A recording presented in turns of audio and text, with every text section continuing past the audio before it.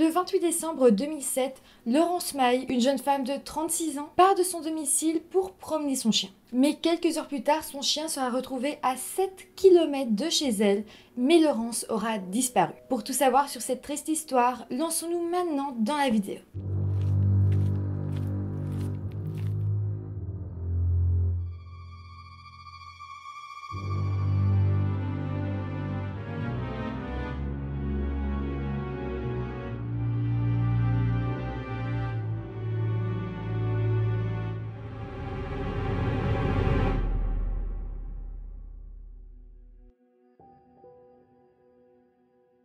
Hello tout le monde, j'espère que vous allez bien. Aujourd'hui, je parle encore une fois d'une femme qui a disparu. Cette histoire me fait un peu penser à celle de Delphine Jubilard. Si jamais vous n'avez pas suivi l'histoire, j'en ai fait une vidéo sur ma chaîne. Et d'ailleurs, je vais la mettre dans le petit i juste au-dessus. Bon, évidemment, à l'époque où j'ai fait cette vidéo, on n'avait pas toutes les infos qu'on a maintenant. Aujourd'hui, on pense sincèrement que c'est son petit ami qui l'a tué, mais voilà, j'ai pas envie de refaire vite fait une vidéo dessus parce que j'attends quand même qu'il y ait un procès, mais quand les choses seront plus claires, je ferai une suite. Sinon, juste avant de commencer la vidéo, je vous rappelle juste de vous abonner à la chaîne si ce n'est pas encore fait. On est à la 3e vidéo de la semaine des 10 000 abonnés, merci encore. Et maintenant, lançons-nous dans cette vidéo. Nous sommes en France, dans le petit village de Farbus, dans le Pas-de-Calais. Farbus est un village comptant à l'époque à peu près 500 habitants, mais ayant de grands terrains agricoles, rendant le village assez vaste. Laurence Maille est une jolie jeune femme de 36 ans.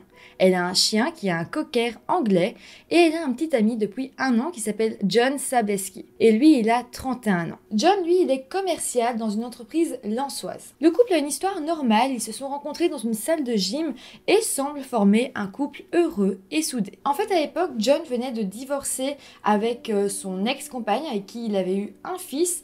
Et Laurence, elle, était en pleine instance de divorce. Au moment des faits, Laurence avait comme beaucoup de problèmes à gérer. Il y avait son divorce qui se passait pas super bien et puis il y avait aussi la vente de la maison qu'elle avait avec son ex-mari. Donc voilà, elle avait quand même beaucoup de choses à gérer. Mais bon, malgré tout ça, Laurence paraissait vraiment heureuse avec John, son nouveau petit ami. Plongeons-nous maintenant dans la journée du mercredi 28 novembre 2007. Il est à peu près 19h45 quand la police va recevoir un coup de téléphone. À l'appareil, il s'agit de John qui semble paniqué, il a du mal à parler et sa voix est tremblante. John va expliquer que sa petite amie, Laurence, est partie promener son chien comme à son habitude, mais qu'elle n'est toujours pas rentrée et que cela est très inquiétant. À ce moment-là, une patrouille de police arrivera finalement au domicile du couple peu de temps après le coup de téléphone. Les policiers prendront la déposition de John, mais ils essayeront aussi de le rassurer. Mais là, John va expliquer avoir reçu un message de Laurence. Laurence lui disait tout simplement qu'elle allait promener leur chien. Donc ça, c'était le dernier message qu'il a eu, et après ça, plus aucune nouvelle, elle ne répondait plus au téléphone, et elle n'était pas rentrée. Mais ce qui va être vraiment inquiétant, c'est que John expliquera avoir reçu quelques heures plus tard l'appel d'un homme qui aura retrouvé leur chien, donc grâce à mon avis au numéro qu'il y a sur le collier, mais le chien avait été retrouvé à 7 km du domicile du couple, donc ça fait quand même vraiment loin. C'est bizarre que Laurence ait marché jusque là, et surtout à ce moment-là, John savait qu'il était arrivé quelque chose à Laurence. Bon, une fois qu'ils apprendront tout ça, les policiers vont vite se dire qu'il s'agit d'un cas assez sérieux et donc ils vont directement lancer les recherches. D'ailleurs, John va être surpris, pas spécialement négativement ni positivement, mais juste surpris que la police commence aussi vite les recherches. Il leur dira que normalement, lui, il pensait que les recherches commenceraient quelques jours plus tard parce qu'il fallait attendre un certain temps. Et là, il était étonné. La police, à ce moment-là, lui dira qu'il faut aller le plus vite possible, que c'est les premières heures qui comptent. Et c'est vrai que les policiers se rappellent qu'il avait quand même un petit peu insisté en disant mais il faut attendre 24 heures normalement, etc.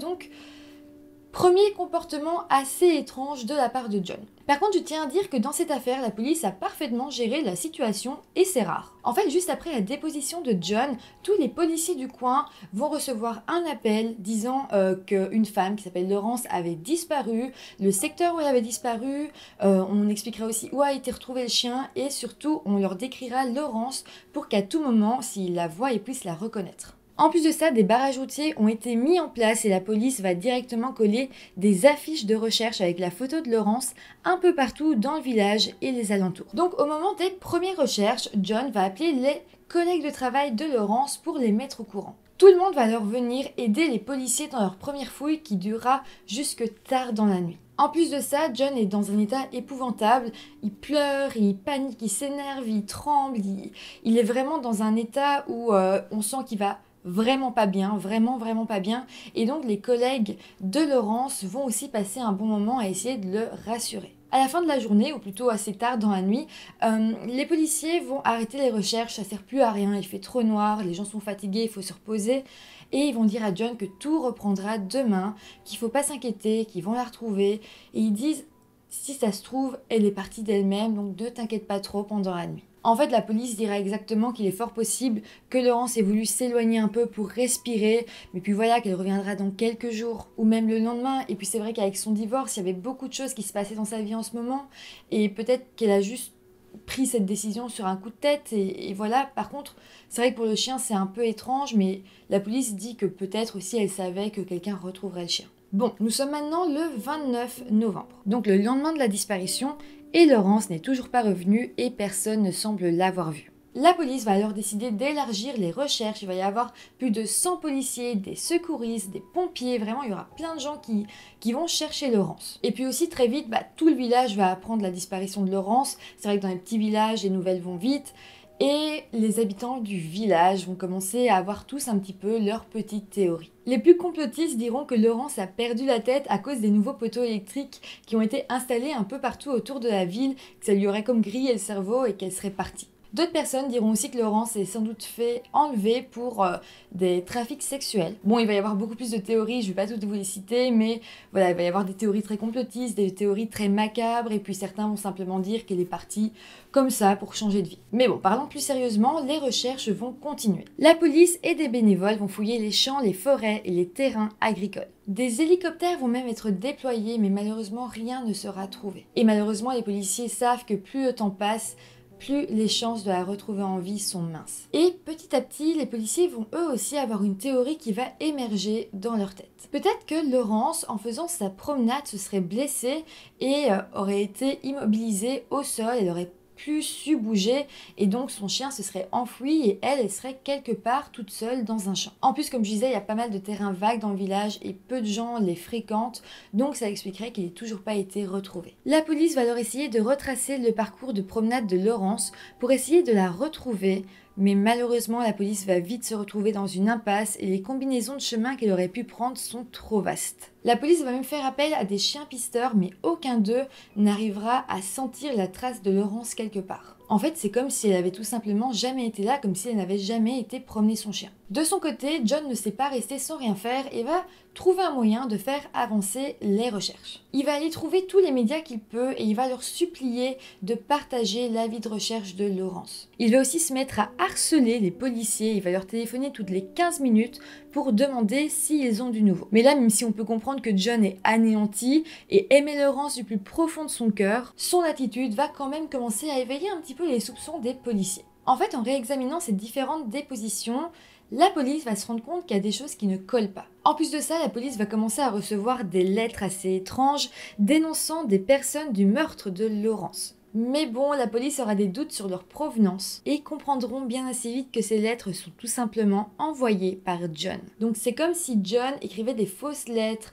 à la police pour leur dire « Ah, ces trucs en fait qu'il a assassiné », alors que jusque maintenant on parlait pas vraiment de meurtre. C'est John qui a commencé à en parler dans ses fausses lettres. Mais bon, admettons que ce n'est pas vraiment lui qui les a envoyées, il reste quand même les incohérences dans ses discours. En fait, le soir de la première déposition, il s'était mis à râler sur l'ex-mari de Laurence et avait dit aux policiers « S'il lui est arrivé quelque chose, je ne lui pardonnerai jamais ». En fait, il dira qu'il était sûr que c'était l'ex-mari de Laurence qui lui avait fait du mal le soir de sa disparition. En fait, il dira que le lendemain, Laurence et son ex-mari devaient se retrouver chez le notaire pour la vente de la maison, tout simplement, et que sans doute, son ex-mari ne l'aurait pas supporté. Il dira aussi que l'ex-mari était jaloux et que soi-disant, il ne supportait pas que Laurence refasse sa vie avec un autre homme. Il aura donc dit que cet ex-mari était complètement fou, qu'il aurait kidnappé Laurence ou même pire. La police, un peu plus tard, va alors décider d'enquêter sur la relation entre Laurence et son ex-mari et ils vont se rendre compte que ça se passait bien, ils avaient divorcé en bons termes.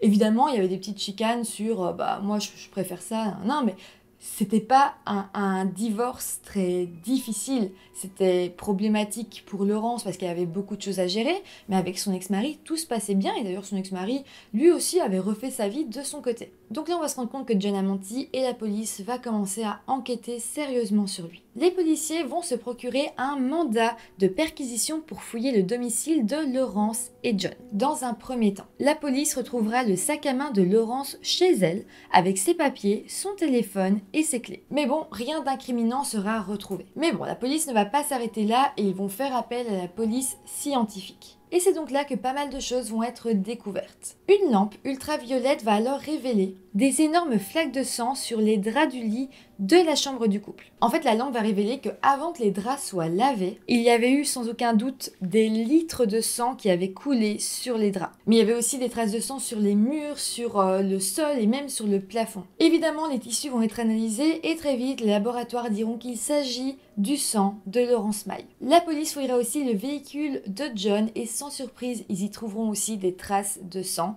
qui est donc le sang de Laurence. Nous sommes alors le 5 décembre 2007 lorsque John a été arrêté et interrogé par les policiers. À ce moment-là, John dira que s'il y avait du sang sur les draps de lit, c'est sans doute que Laurence avait eu ses règles. La police lui dira que c'est impossible vu la quantité de sang trouvé et dira clairement à John que maintenant il ne peut pas s'en sortir. Ils demanderont alors à John de lui dire où est le corps de Laurence en lui expliquant que s'il collabore, eh bien il aura une sorte de clémence de la part du juge. John sera donc forcé d'avouer et c'est ce qu'il fera. Il dira qu'il sait exactement où il a enterré Laurence, par contre il dira aussi que ce n'est pas lui qui l'a tuée, mais ce serait Laurence elle-même qui aurait mis fin à ses jours. Il expliquera tout simplement être rentré le soir à la maison et avoir découvert Laurence décédée dans leur lit. Il dira qu'il avait été très perturbé de voir tout ce sang et que voilà, à partir de là, il était perdu et qu'il ne sait pas vraiment ce qu'il a fait. John explique qu'à ce moment-là, il s'était dit que si la police découvrait Laurence,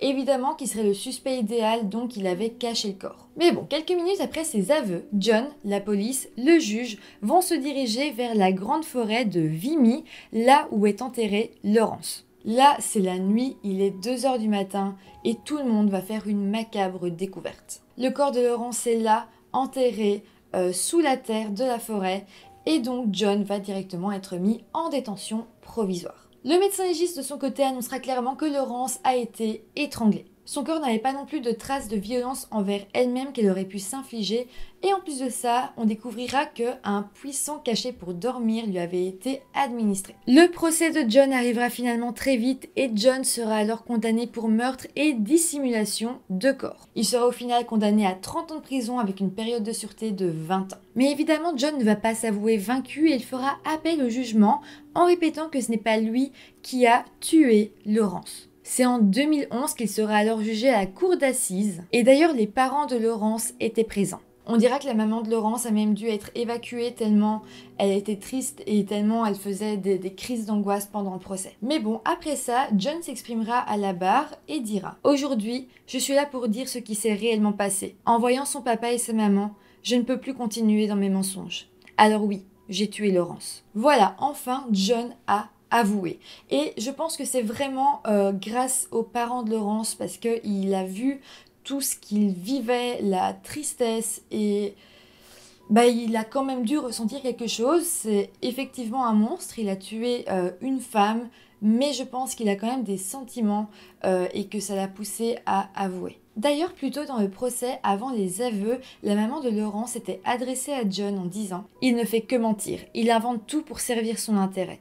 Il n'a même pas la franchise de me regarder dans les yeux. » Après ça, la première épouse de John témoignera aussi à la barre et dira « On a fait un bout de chemin ensemble, mais il a mené une double vie. Il avait plaisir à me voir me détruire. C'est quelqu'un qui n'a pas d'état d'âme, même pas pour son fils. » Mais bon, voilà, au procès, John va décider finalement d'être honnête et expliquera dans quel contexte il a décidé de tuer Laurence. John expliquera que le couple était dans une mauvaise situation financière et selon lui, Laurence n'arrêtait pas de lui faire des reproches. Il dira que ce jour-là, une dispute avait éclaté et que John avait été violent envers Laurence. Mais on va aussi apprendre un énorme secret que John cachait.